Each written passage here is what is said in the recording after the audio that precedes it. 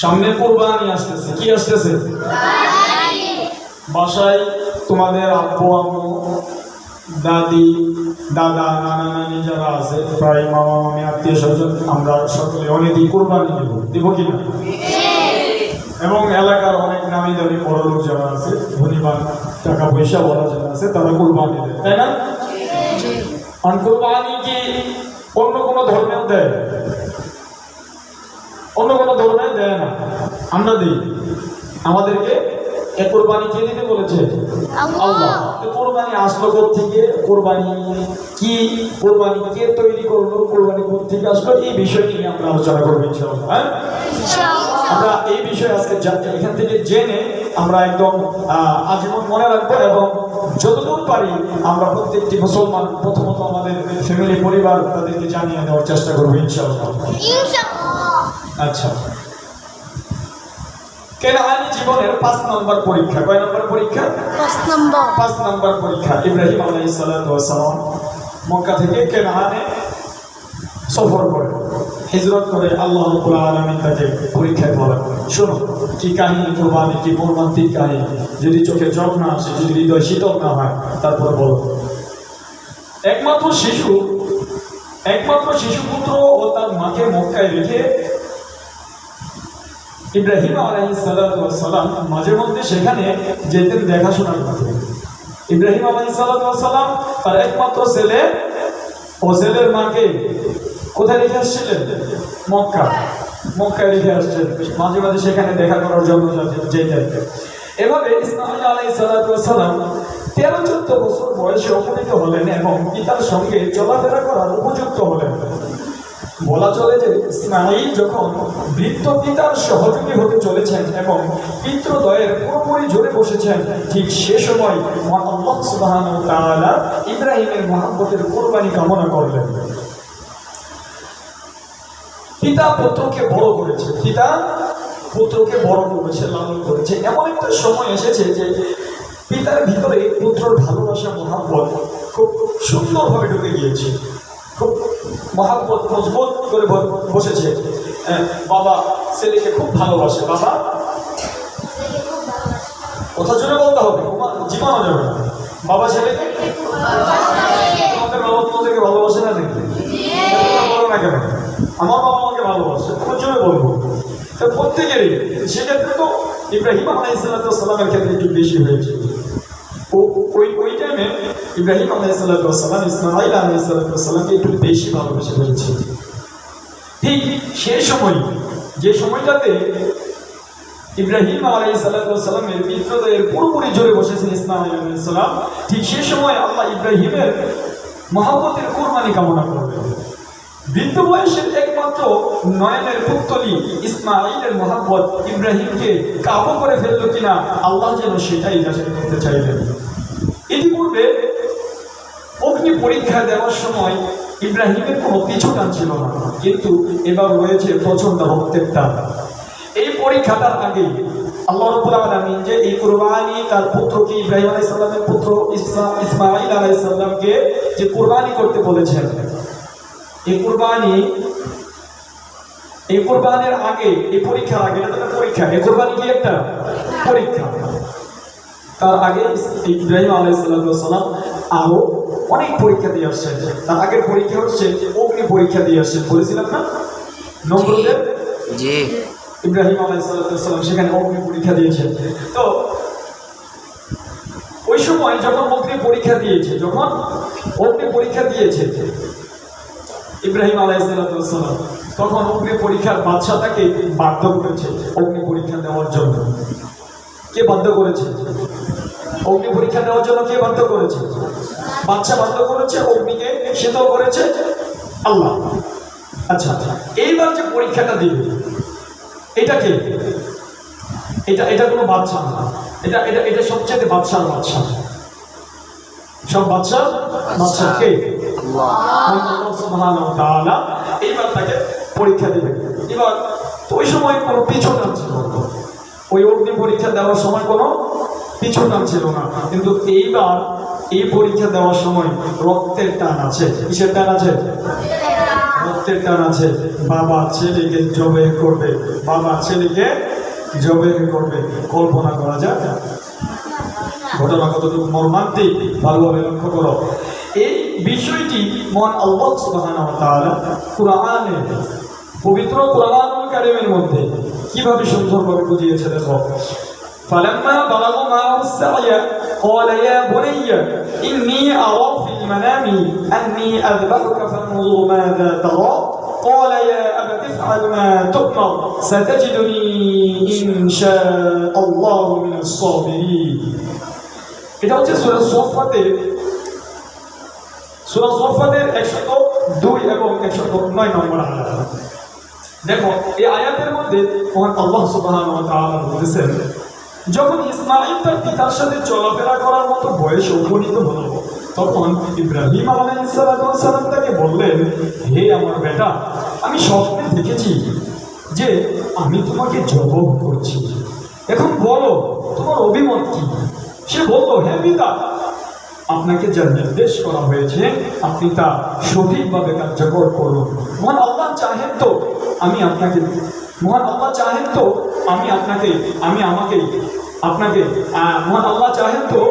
আমি আমাকে ধৈর্যশীলদের অন্তর্ভুক্ত দেখাইতে পারবো ইনশাআল্লাহ।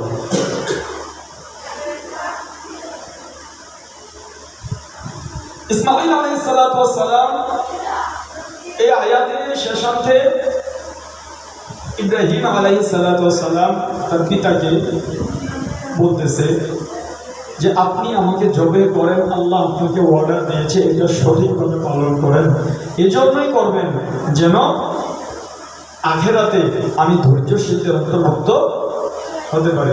তো ইব্রাহিম ইসমাঈল আলাইহিস সালাম যিনি যে ইচ্ছাকৃতভাবে জবে হবে, এটাও কাকে ভালোবেসে? আল্লাহকে ভালোবেসে। দেখো তারপরে এখানে আরেকটা হাদিস আমাদের সামনে উল্লেখ করি। ইবনে আবু আব্বাস রাদিয়াল্লাহু তাআলা আনহু বর্ণিত হয়েছে যে মক্কা থেকে বের করে 8 কিলোমিটার দক্ষিণ পূর্বে মিনা প্রান্তরে নিয়ে যাওয়ার পথে বর্তমানে যে 3 স্থানে হাজিগণ শয়তানকে পাথর মেরে থাকে, ওই 3 স্থানে ইবলিস 3 বার ইব্রাহিম আলাইহিস সালামকে বিভ্রান্ত করার চেষ্টা করেছিল। আমি তোমাদেরকে কিছুদিন আগেই বলেছি যে হাজিরা যখন মক্কায় হজ করতে যায় তখন একটা জায়গা আছে, সেই জায়গায় কি করে হাজিরা?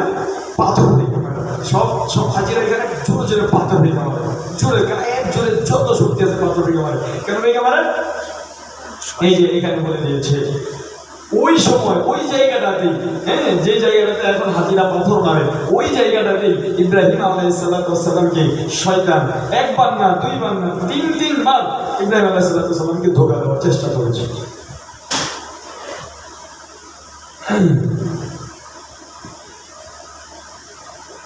আর 3 বার ওই ইব্রাহিম আলাইহিস সালাম শয়তানের প্রতি 7টি করে কঙ্কর নিক্ষেপ করেছিল, 7টি করে ডিম নিক্ষেপ করেছিল।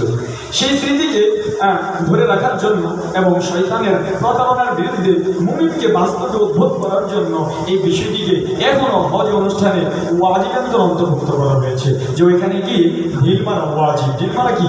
ওয়াজিব। এখানেই অনতি দূরে পূর্ব দিকে মসজিদে খায়েফ অবস্থিত।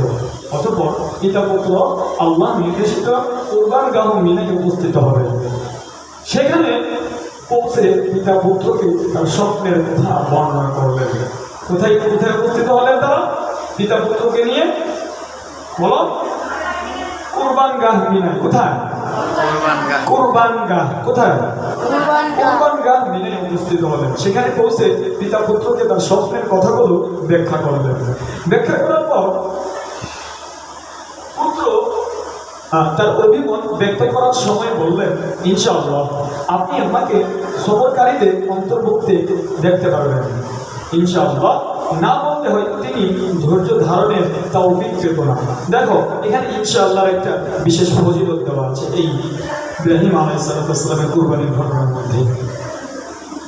ইব্রাহিম আলাইহিস সালাম যখন তার পুত্রকে কুরবানি দেওয়ার জন্য কোথায় নিয়ে যাচ্ছিল বলতো? কুরবানগাহ। কোথায়? কুরবানগাহ মিনারে নিয়ে গেল। কুরবানগাহ মিনারে একটা বড় উঁচু একটা প্রান্ত, একটা পাহাড়, সেখানে নিয়ে গেল ইব্রাহিম আলাইহিস সালাম ইসমাঈল আলাইহিস সালামকে নিয়ে যাওয়ার পর ইব্রাহিম আলাইহিস সালাম ইসমাঈল আলাইহিস সালামকে ওই স্বপ্নের কথা ব্যাখ্যা করলেন, শোনাইলেন। যে তোমাকে জবে করার জন্য আমাকে উপর থেকে মহান আল্লাহ সুবহানাহু ওয়া তাআলা নির্দেশ দিয়েছে। মনে করো তোমার বাবাকে মহান আল্লাহ উপর থেকে তোমার বাবাকে স্বপ্নে দেখাইলো যে আগে বললে অমুক রে, তুষর রে, অমুক রে, সবাই আমার বাবা মাদের বাবা মা যারা আছে আমাদের বাবা মাকে স্বপ্ন দেখাইলো যে আমাদেরকে জবে করবে, আমাদের বাবা মার অবস্থা কি হবে, আমাদের অবস্থা কি হবে। একবার ভাবতেই তো কেমন যেন লাগে, আমার বাবা আমাকে জব করে ফেলবে, আমি তো ঘুমাইতে পারবো না, বাসা ছেড়ে পালায় যাবো। সেখানে ইসমাঈল আলাইহিস সালাম বলতেছে, ও বাবা তুমি আমাকে জবে করো যেন আমি পরকালে মওতের পরে আমি যেন ধৈর্যশালীদের অন্তর্ভুক্ত হতে পারি। তাহলে আল্লাহর প্রতি কতখানি কতটুকু ভালোবাসা থাকতে হবে এখান থেকে বোঝা যায়, এই কোরবানির কাহিনী থেকে বোঝা যায়। এবং ইসমাঈল আলাইহিস সালাম যখন বলেছে আমি পরকালে ধৈর্যশালীদের অন্তর্ভুক্ত হতে পারবো, এটা তুমি দেখতে পারবে, এটা ইনশাআল্লাহ সরাসরি বলেছে। এখানে আবার বলেছে যদি ইনশাআল্লাহ না বলতো তাহলে আবার অন্তর্ভুক্ত নাও হতে পারতো। তার মানে ইনশাআল্লাহ জোর আছে কি নেই? ইনশাআল্লাহ জোর আছে। ইনশাআল্লাহ বলতে হবে প্রত্যেক পারতপক্ষে কাজে, প্রত্যেক পারতপক্ষে কাজে আমরা ইনশাআল্লাহ বলার চেষ্টা করবো। ইনশাআল্লাহ।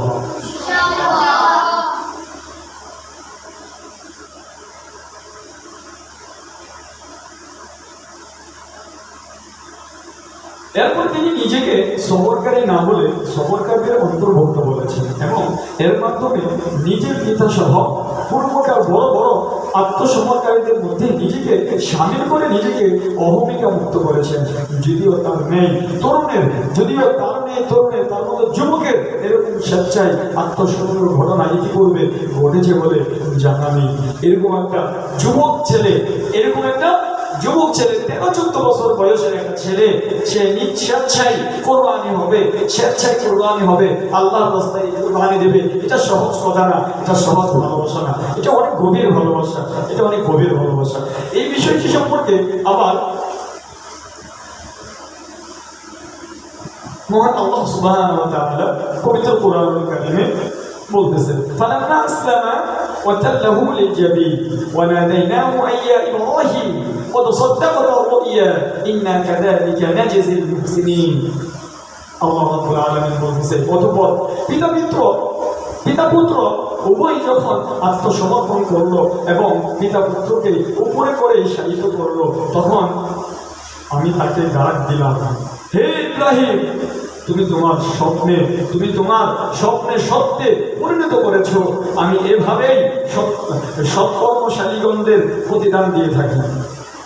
নিশ্চয়ই এটি একটি সুস্পষ্ট পরীক্ষা, আর আমি তার পরিবর্তে একটি মহান জবাব প্রদান করলাম এবং আমি এই বিষয়টি পরবর্তীর মধ্যে রেখে দিলাম, ইব্রাহিমের উপর শান্তি বর্ষিত হোক। সূরা সফফাতের 37, 103 এবং 109 নম্বর আয়াতে এই বিষয়টি বলা হয়েছে। ইব্রাহিম আলাইহিস সালাম যখন ইসমাঈল আলাইহিস সালামকে সে কোরবান গুহায় মিনারে নিয়ে যাওয়ার পর তাকে সময় দেওয়ার পর সেখানে কাঠ বিছাইয়া চারপাশে ইট দিল। ইট দিয়া তখন হাতে একটা শক্ত, ছুরি ছিল না, তখন ছিল কি শক্ত পাথর দিয়া ছুরি বানাইতো। হাতে ছুরি নিল, ওই পাথরের ছুরি নিয়া তখন কি করলো, উপরের দিকে তাকাইলো, উপরের দিকে তাকায়া মহান আল্লাহ সুবহানাহু ওয়া তাআলার উদ্দেশ্যে বলল, হে আল্লাহ, আমি তোমার উদ্দেশ্যে তোমাকে ভালোবাসে আমার পুত্র কুরবানি করে দিচ্ছি।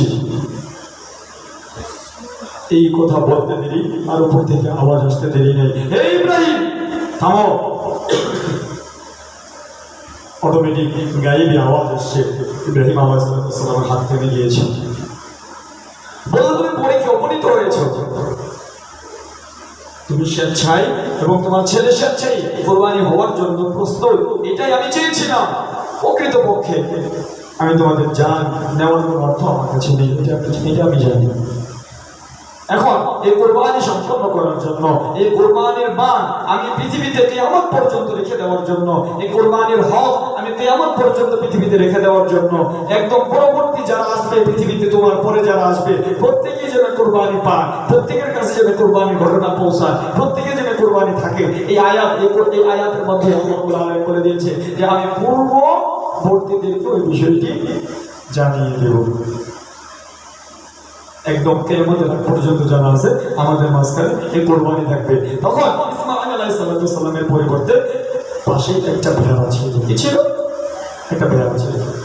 সে ভেড়াটা ইসমাঈল আলাইহিস সালামকে উঠায়া ইব্রাহিম আলাইহিস সালাম সে ভেড়াটা সেখানে আইনা সে বলল, আল্লাহর উদ্দেশ্যে আল্লাহর কাছে খুশি করার জন্য আমি ভেড়াটা কুরবানি করলাম।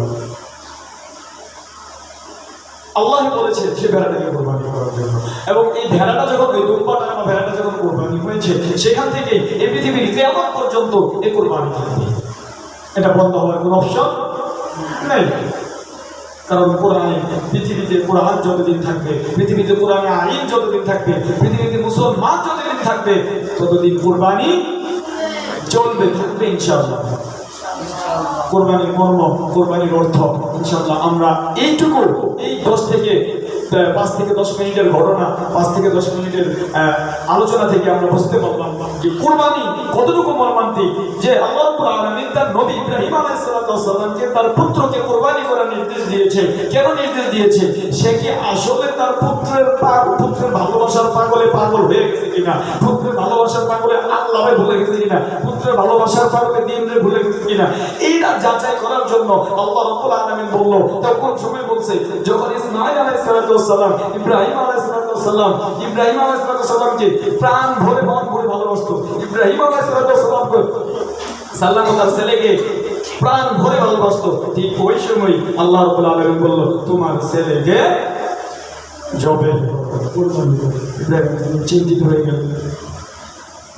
দেখো আল্লাহর ভালোবাসা, আল্লাহ পরীক্ষা নেয়, আল্লাহ পরীক্ষা নেয়, আল্লাহ ছেড়ে দেয়, সাথ দেন না,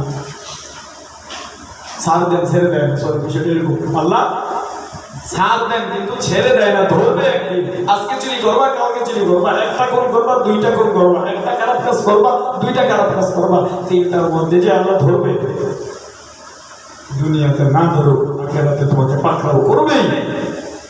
এজন্য আমরা এই কুরবানির মর্মার্থ আমরা প্রত্যেকটা মুমিন বান্দাকে আমরা জানিয়ে দেওয়ার চেষ্টা করব, প্রত্যেকটা মুসলমানকে বোঝানোর চেষ্টা করব যে কুরবানি আমরা কোনো মানুষের জন্য দিচ্ছি না। এই কুরবানি আমি কোনো ভাই, আমি কোনো বন্ধু, আমার মা, আমার দাদা, তাদের জন্য দিচ্ছি না। এই কুরবানি তুমি কেন দিচ্ছ? এই কুরবানি তুমি কেন দিচ্ছ? এই কুরবানির গোশত তুমি খাওয়ার জন্য দিচ্ছি না, এই কুরবানির গোশত আমি খাওয়ার জন্য দিচ্ছি না, এই কুরবানি দিচ্ছি না গোশত সবাইকে বিলাই দেবে এই জন্য দিচ্ছি না, এই কুরবানি দিচ্ছি এই জন্য না যে আমাকে সবাই ভালোবাসবে, আমাকে সবাই বড়লোক বলবে, তারা কোরবানি দেয়। এরকম বিষয় যদিও থাকে, এক ফোঁটা বিন্দু পরিমাণ যদি থাকে তার কোরবানি কবুল হবে না। খালিস নিয়ত করতে হবে, সাক্কা নিয়ত থাকতে হবে যে কোরবানি কার? আল্লাহ রাব্বুল আলামিন, আল্লাহ রাব্বুল আলামিনের পক্ষ থেকে কুরবানি আসছে। আল্লাহকে ভালোবেসে আল্লাহকে উৎসর্গ করে আমি কুরবানি দিচ্ছি। এবং কুরবানির কিছু হক আছে, কিছু নিয়ম আছে। এই কুরবানির গোশত কিভাবে বিলি করতে হয়, কুরবানির গোশত আমরা কতটুকু খাবো, কুরবানির গোশত আমার পরিবারকে আমি কতটুকু দিব, গরিব মিসকিনদেরকে কতটুকু দিব, কয় ভাগ হবে, কিভাবে জবেন করব, সব কিছু আছে। এই বিষয়ে বিস্তারিত আরো পরে আলোচনা করবো ইনশাআল্লাহ।